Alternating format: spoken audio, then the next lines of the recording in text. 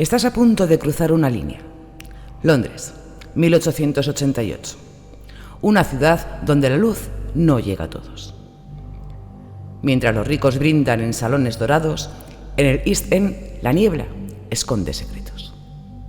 Aquí, un hombre camina sin dejar huellas. Lo llaman Jack el Destripador. Pero no es solo un nombre, es un enigma, un cazador que convirtió las calles en su laberinto y la muerte en su firma. Esto no es solo un cuento viejo que ya conoces, es un misterio vivo que aún nos desafía. ¿Quién era este hombre? ¿Cómo burló a todos? ¿Por qué su sombra sigue persiguiéndonos? Hoy vamos a meternos en su mundo. Caminaremos por callejones oscuros, buscaremos pistas que nadie vio y tal vez, solo tal vez, estemos más cerca de atraparlo. Pero cuidado, porque en esta niebla, él siempre está un paso adelante. Pero antes de comenzar, quisiera agradecer a todas esas personas que se están haciendo miembro del canal. Muchísimas gracias a todos por el apoyo. Y si tú todavía no estás suscrito al canal, suscríbete ahora, activa la campana y prepárate, porque esto no es solo un vídeo, es una cacería. Y empieza ya.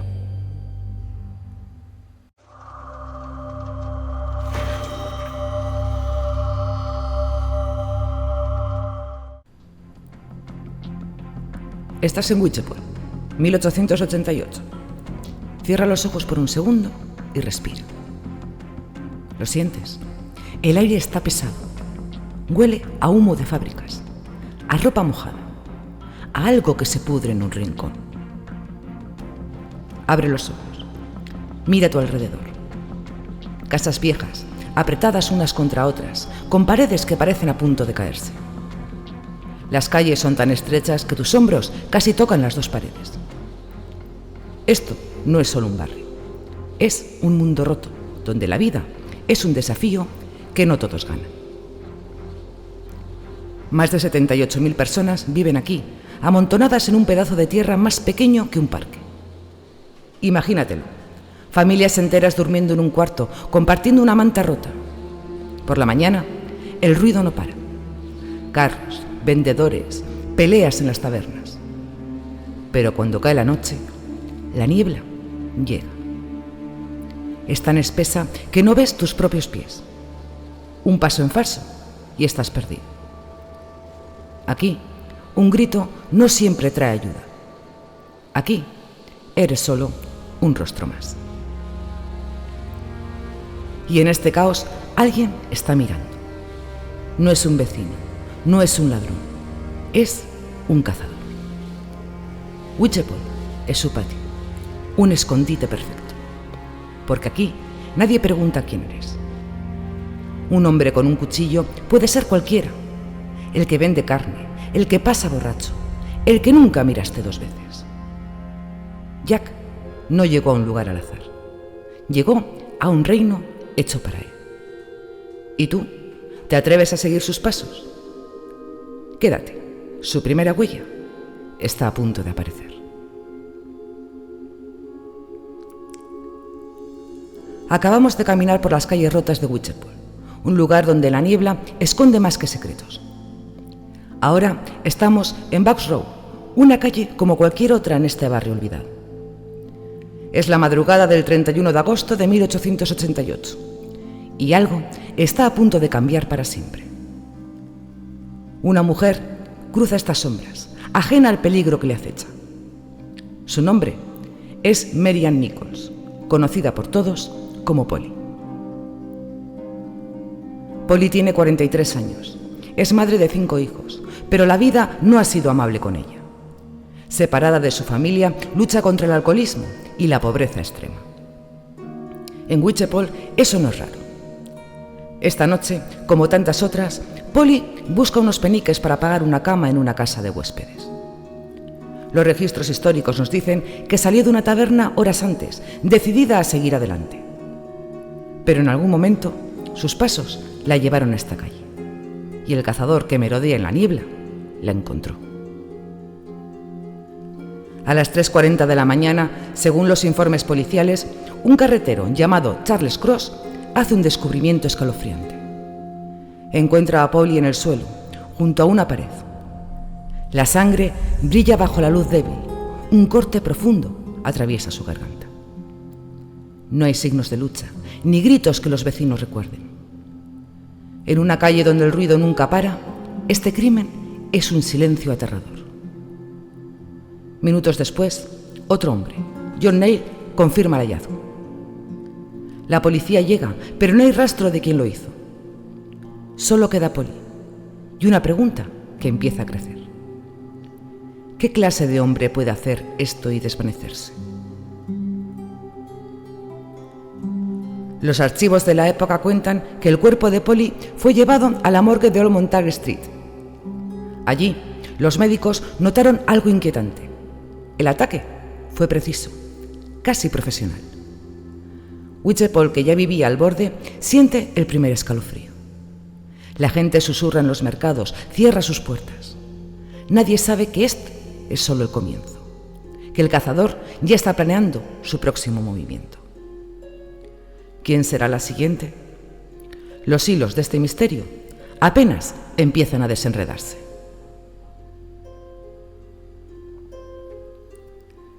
El eco del crimen de Polly Nichols aún resuena en Whitechapel. Hace solo una semana, su muerte rompió el silencio de Bucks Row, y ahora, el 8 de septiembre de 1888, el barrio está diferente.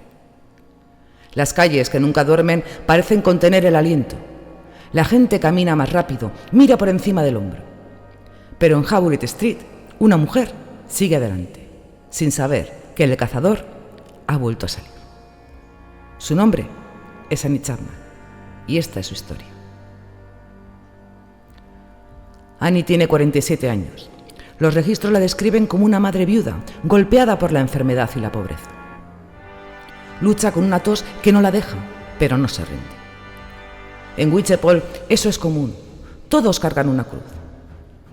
Annie pasa sus días buscando trabajo, a veces vendiendo flores o a veces ofreciendo lo único que le queda para sobrevivir. La noche del 7 de septiembre, según testigos, fue vista en una taberna hablando con amigos, buscando unos peniques para una cama. Nadie pensó que sería la última vez. A las 5:30 de la mañana, los informes policiales cuentan que un vecino, John Davis, sale al patio del número 29 de Hamburg Street. Lo que encuentra lo deja helado. Annie está allí, en el suelo, sin vida. Hay sangre alrededor, un corte profundo en la garganta, como el de Polly, pero esta vez hay algo más. Los médicos que llegan después, según los archivos, descubren que el atacante no solo mató. El atacante mutiló el cuerpo de Annie, dejando huellas de una crueldad calculada que dejó atónitos a los médicos. ¿Quién tiene la habilidad para hacer esto? ¿Un cirujano? ¿Un carnicero? Los documentos de la época mencionan un detalle clave. Una testigo, Elizabeth Long, vio a Annie poco antes, cerca de las 5, hablando con un hombre. Era alto, con sombrero oscuro, y parecía extranjero, dijo ella. Le oyó murmurar: ¿quieres? Annie asintió, y se fueron hacia el patio. Luego, silencio. La policía revisa cada rincón, pero no hay huellas, ni armas, ni testigos que digan más. Hamburg Street, a plena vista de decenas de ventanas, guarda su secreto. El impacto es inmediato. Los archivos describen un barrio al borde del pánico. Las tabernas se llenan de rumores. Es un loco, nadie está a salvo. Las mujeres evitan salir solas. Los hombres esconden sus cuchillos. Annie no fue solo una pérdida. Fue una señal de que el cazador no piensa parar. Y mientras Whitechapel tiembla, otra pieza del misterio está a punto de caer. El asesinato de Annie Chapman ha dejado Whitechapel al borde del colapso. Apenas una semana después de Polly Nichols, el miedo se ha instalado en cada esquina y las calles, antes ruidosas, ahora susurran con desconfianza. Pero el 27 de septiembre de 1888, algo nuevo entra en escena. Algo que transforma un caso de crímenes en una leyenda. Una carta llega a las oficinas de la Central News Agency y con ella, el cazador que acecha en la niebla encuentra un nombre. La carta, según los archivos históricos, está escrita con tinta roja, como si quisiera imitar la sangre. Se dirige a «Querido jefe» y está firmada por primera vez como Jack el Destripador. El autor se burla de la policía, diciendo que no lo atraparán, que disfruta de su trabajo. Promete cosas escalofriantes, cortar orejas, seguir actuando. Los registros de la época muestran que la policía no le dio importancia al principio. El inspector Frederick Adderley, uno de los encargados del caso, anotó que parecía un engaño, quizás de un periodista buscando atención. Pero la prensa tenía otros planes. Los periódicos, hambrientos de ventas, publican la carta completa. En días, el nombre Jack el Destripador está en todas partes. Los documentos históricos describen un frenesí. La gente compra diarios como si fueran pan, dibuja al asesino en sus mentes, imagina un hombre de capa negra y ojos fríos. En Whitechapel, las tabernas hierven con rumores. Algunos dicen que es un doctor loco, otros un extranjero vengativo. La carta, verdadera o no, enciende una chispa. Ya no es solo un hombre matando en la niebla, es un mito que crece con cada palabra. Pero hay un detalle que los archivos destacan. La carta menciona orejas y nadie lo toma en serio, hasta que algo pasa. Los informes policiales de los días siguientes guardan un silencio extraño, como si supieran que el caso está a punto de dar un giro. ¿Fue la carta un truco o el cazador realmente habló? Mientras los periódicos alimentan el caos, Whitechapel se prepara para una noche que nadie olvidará. El nombre de Jack el Destripador está en boca de todos. La carta que incendió Whitechapel ha convertido al asesino en un fantasma que nadie puede ignorar. Es 30 de septiembre de 1888 y el barrio vive en un filo. Las tabernas están llenas de rumores, los periódicos no paran de imprimir. Pero esta noche, el cazador que se mueve en la niebla no se conforma con palabras. Va a dejar una marca que nadie olvidará. En menos de una hora, 2 mujeres caerán y Whitechapel nunca volverá a ser el mismo. La primera es Elizabeth Stride, conocida como Lonely. Tiene 48 años, nacida en Suecia. Elizabeth es una superviviente. Ha perdido un marido, un negocio y ahora vive como puede, limpiando casas o trabajando en la calle. Los informes de la policía dicen que esa noche fue vista en Bernard Street, cerca de una taberna, hablando con un hombre. Llevaba un pañuelo rojo y parecía tranquila. Pero a la 1 de la mañana, un carretero llamado Louis Diepzut entra con su pony a Deftule Yard, un callejón detrás de un club social. Su linterna ilumina algo en el suelo. Es Elizabeth. Hay sangre fresca, un corte limpio en la garganta. Pero curiosamente, nada más. Los médicos que llegan después, según los archivos, notan que el ataque parece incompleto, como si algo hubiera detenido al asesino. Los documentos históricos sugieren una teoría. El carro de Diepzut pudo haberlo interrumpido. El club estaba lleno de gente cantando esa noche, a pocos metros. ¿Se asustó el cazador? No hay tiempo para respuestas, porque menos de 1 hora después, a 1 kilómetro de distancia, ataca de nuevo. Esta vez en Mitre Square, un lugar pequeño rodeado de almacenes y casas vacías. Ella es Catherine Eddowes, de 46 años. Los registros la describen como una madre que siempre encontraba una broma, incluso en los peores días. Catherine vivía en albergues vendiendo lo que podía para comer. Esa noche, según los informes policiales, fue arrestada por estar borracha y liberada de una comisaría a las 12:30. Camina hacia Mitre Square, buscando un lugar donde pasar la noche. A la 1:45, un agente, Edward Watkins, patrulla la plaza. Encuentra a Catherine en un rincón oscuro. La sangre cubre el suelo. Su garganta está cortada. Y esta vez, el atacante dejó más que un mensaje. Los médicos forenses, según los archivos, confirman que manipuló su cuerpo con una precisión brutal, tomando partes que dejaron a los investigadores sin palabras. Pero hay más. A pocos minutos de Mitre Square, los registros históricos mencionan un hallazgo extraño. Un trozo de delantal ensangrentado en Gospel Street, junto a un mensaje garabateado en una pared. Dice: los judíos no serán culpados por nada. Las palabras exactas son debatidas, pero los informes de la policía confirman que lo borraron rápido, temiendo disturbios. ¿Lo escribió el asesino? ¿O fue una trampa para despistar? Nadie lo sabe. Lo que sí saben es que en una sola noche, entre la 1 y la 1:45, el cazador cruzó Whitechapel, mató 2 veces y desapareció. Los archivos describen un barrio que estalla. La prensa llama a esta noche el doble evento. La policía, liderada por hombres como Charles Warren, doblan sus patrullas, pero no encuentran nada. En las calles, la gente empieza a señalarse. Es el carnicero, es un forastero. El miedo ya no es solo un susurro, es un grito que nadie puede callar. Y mientras Whitechapel arde, el siguiente capítulo de este caso está a punto de escribirse. El doble asesinato de Elizabeth Stride y Catherine Eddowes ha empujado a Whitechapel al límite. Las calles están llenas de patrullas, los titulares gritan terror y cada sombra parece esconder al asesino. Pero el 9 de noviembre de 1888, el cazador que acecha en la niebla prepara su golpe más audaz. Esta vez no ataca en un callejón o una plaza. Entra en una habitación, en el corazón del barrio, y deja una marca que aún resuena.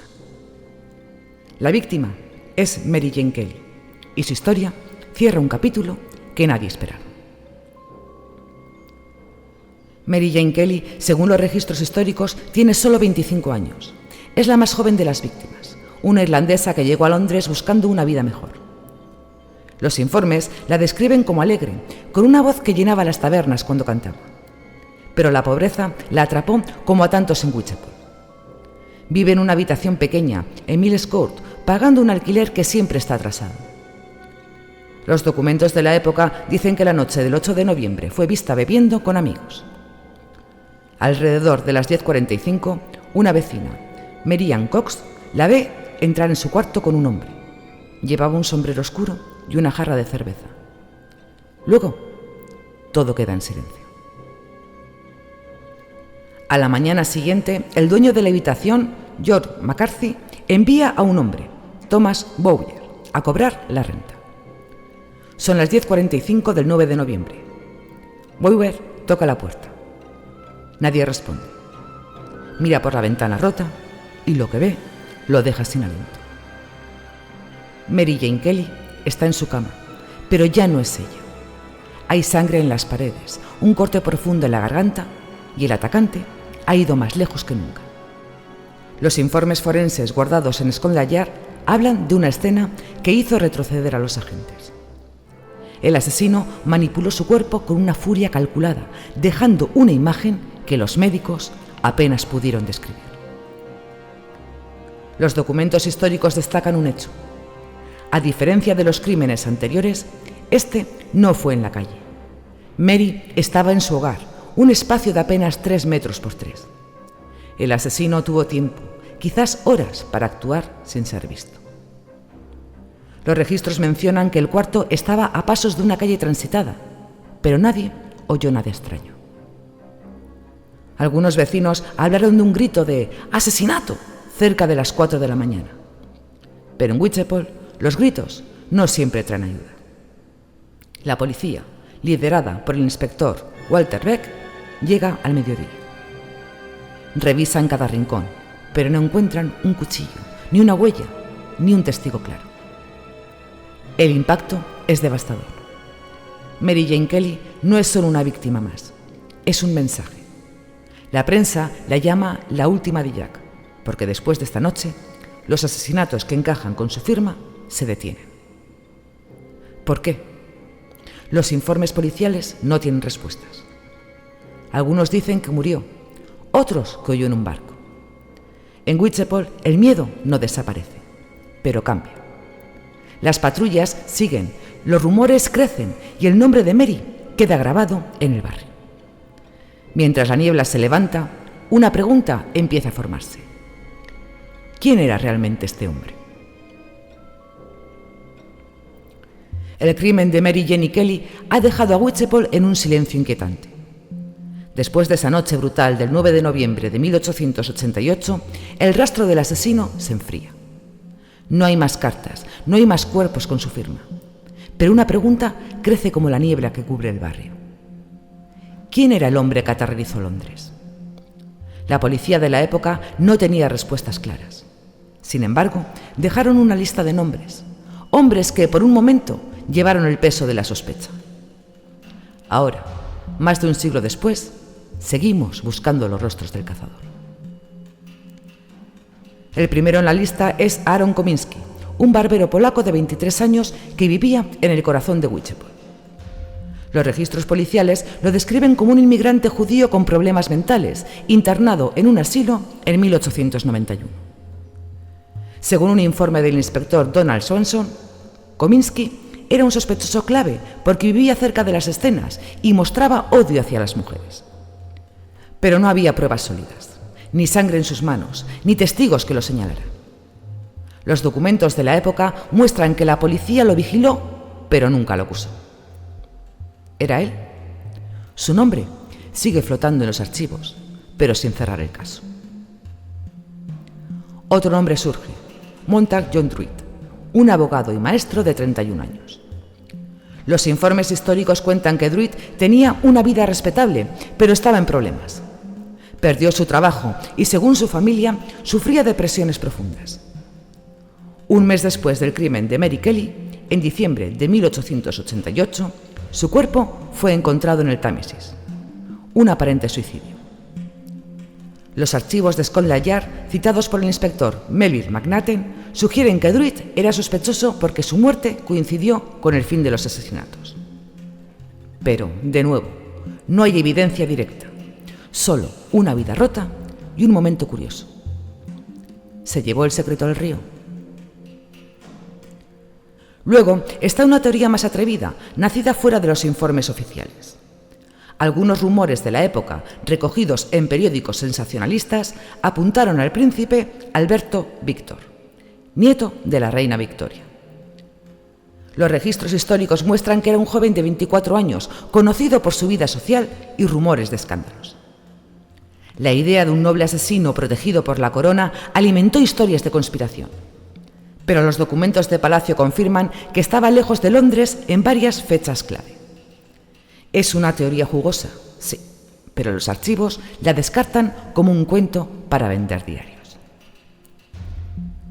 Los archivos también mencionan otras sombras. Walter Sickert, un pintor obsesionado con los crímenes.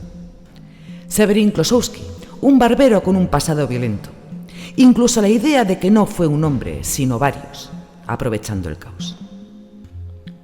Los registros históricos de Scotland Yard, guardados en la National Archive, muestran más de 10 sospechosos, pero ninguno encaja perfectamente. Cada nombre trae una pista, un cuchillo encontrado, una coartada rota, un vecino que vio demasiado. Pero también traen dudas.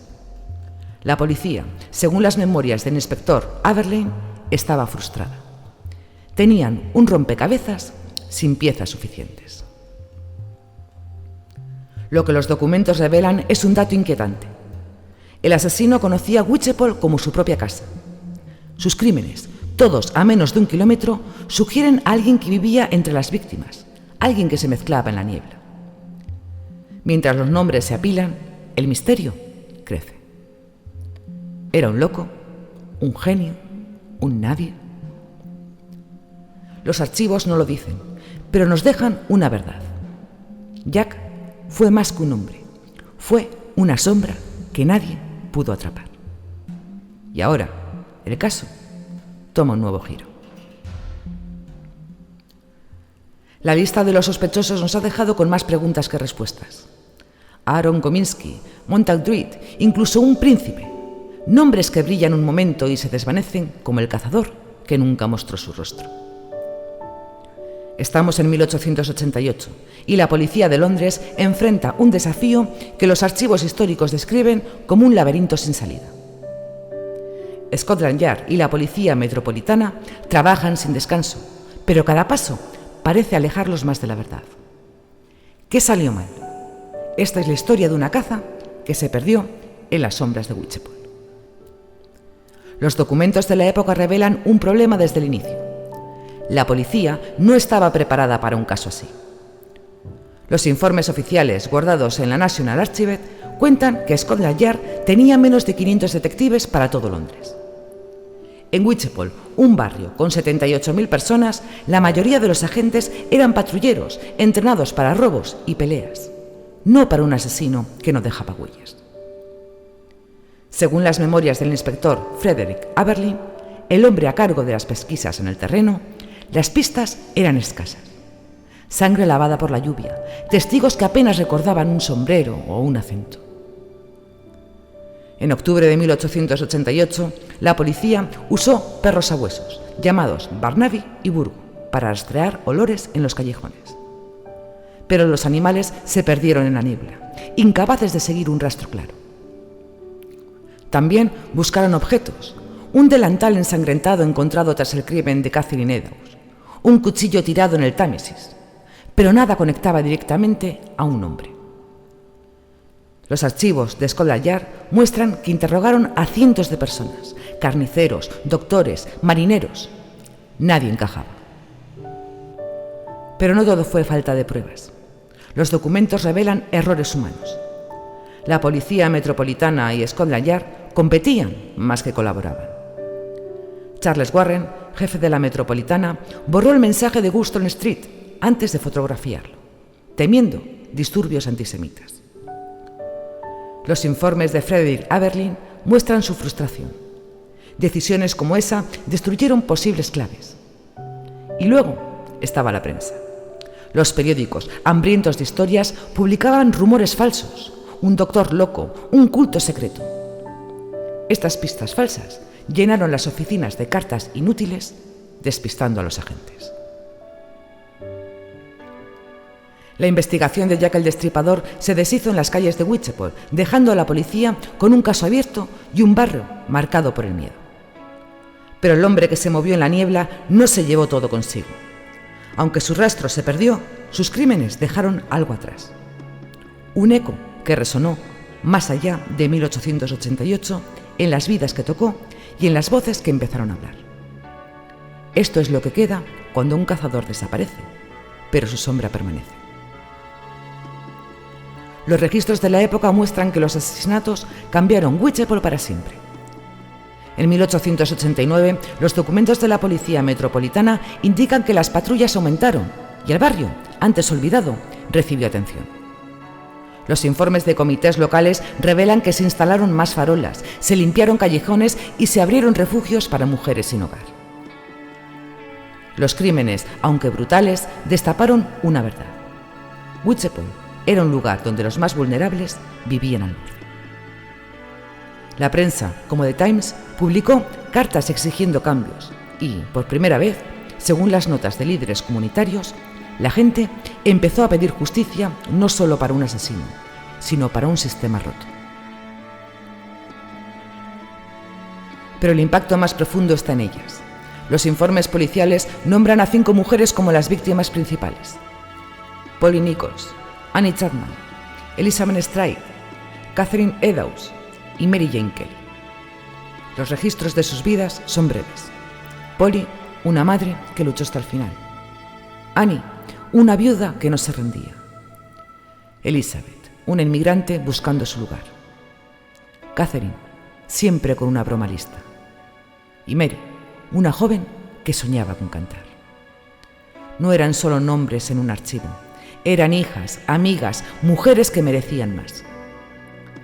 Los documentos de la morgue y las actas de entierro muestran que, aunque sus muertes fueron noticia, sus funerales pasaron casi desapercibidos con pocos dolientes, en un cementerio frío. Este silencio no duró. Los registros de la década de 1890 cuentan que las mujeres de Whitechapel comenzaron a organizarse. Grupos como las Women Protective Society, según las actas de reuniones locales, exigieron seguridad y respeto. Sus nombres, escritos en pancartas y peticiones, dieron fuerza a un movimiento que creció con los años. Jack quiso borrarlas, pero ellas dejaron una marca más fuerte. Los informes de historiadores modernos destacan que los crímenes del Destripador impulsaron cambios en cómo se veía la pobreza y la violencia, un eco que llegó hasta las leyes del siglo XX. Whitechapel lleva las cicatrices de 1888 con un mapa grabado en piedra. Sus calles han cambiado, sus farolas brillan, pero los nombres de Polly Nichols, Annie Chapman, Elizabeth Straight, Catherine Eddowes y Mary Jane Kelly aún resuenan, anclados en un barrio que las guarda con orgullo. El hombre que quiso apagarlas, el cazador que danzó en la niebla, dejó un rastro que no podemos seguir. Hemos recorrido sus crímenes, sus sombras, su mundo roto. Y ahora, en el borde de este misterio, miramos una última vez al abismo que dejó. Los registros de Scotland Yard, polvorientos en la National Archive, confiesan una derrota. Jack el Destripador se les escapó. 5 mujeres asesinadas en 4 noches de terror. Un rompecabezas que una policía desbordada no pudo armar. Los documentos enumeran los lugares: Box Row, Hammersmith Street, Dwyford Yard, Mitre Square y Milles Court como heridas abiertas. Agentes entrenados para peleas callejeras, no para un asesino sin rostro, persiguieron rumores y pistas que se deshacían en la lluvia. Sospechosos pasaron, pero ninguno se quedó. Y sin embargo, en ese fracaso, Whitechapel encontró algo que el asesino no esperaba. Una chispa que no pudo apagar. Los informes de 1888 cuentan que estas muertes hicieron eco más allá de la niebla. Las víctimas arrancadas del mundo encendieron una lucha. Calles olvidadas ganaron luz. Gritos silenciados se volvieron demandas por justicia. Polly, Annie, Elizabeth, Catherine, Mary Jane no eran solo nombres en un informe. Eran vidas que desafiaron la oscuridad. Mujeres que, sin saberlo, cambiaron el rostro de un barrio. Su pérdida dolió, pero su memoria ardió más fuerte que el miedo. Jack sigue siendo nadie. Un hombre que supo desvanecerse, que cortó y huyó sin dejar más que preguntas. Pero esta historia no le pertenece. Es de ellas, de Whitechapel, de un mundo que aprendió a mirar donde no quería. Este caso no acaba con un rostro, sino con un desafío. No dejar que sus nombres se pierdan. No olvidar lo que nos enseñaron. La niebla se levanta, pero su luz queda. Y con eso cierro este capítulo. No con un adiós, sino con un rugido. Que la verdad algún día encuentre su camino.